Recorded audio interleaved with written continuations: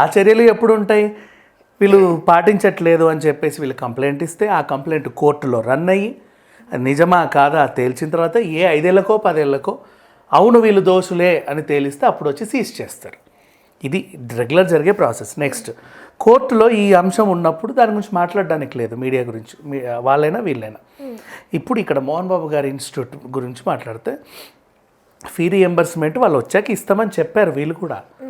Government ఎప్పుడు ఇస్తుంది? ఎప్పుడో ఇస్తుంది. నువ్వు తిరగ్గా నీకు ఎప్పటికో వస్తుంది. అప్పుడు మంజూరు అయిన తర్వాత అప్పటివరకు అయితే ఎడ్యుకేషన్ సిస్టమ్ ఆపుకోలేం కదా. శాలరీస్ ఇవ్వాలి, రన్ చేయాలి, ఫుడ్ పెట్టాలి, ట్రాన్స్పోర్ట్ సిస్టమ్ సరిగ్గా ఉండాలి, ఇవన్నీ ఉండాలి. కాబట్టి వీళ్ళు వసూలు చేశారు. అండ్ ఇంతే తీసుకోవాలని ఏ కాలేజీలోనూ రూల్ లేదు. ఆ రూల్ ఉంటే ఇప్పటికి ఏ కాలేజీ రన్ అవ్వదు. మోహన్ బాబు గారి యూనివర్సిటీ గురించే మనం మాట్లాడుతున్నారు కానీ మిగతా యూనివర్సిటీలలో ఆత్మహత్యలు అవ్వట్లేదా?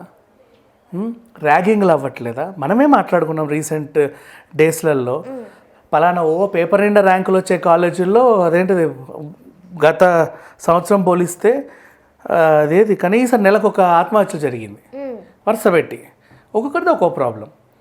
అవి అవ్వట్లేదా? అండ్ నెక్స్ట్ ఇంకా బోల్డ్ అని ఇప్పుడు పిల్లలు ఎందుకు ఆత్మహత్య చేసుకుంటారో చెప్తా. 10th వరకు వాడు తెలుగు మీడియం చదువు ఏదో రకంగా చదువుతాడు.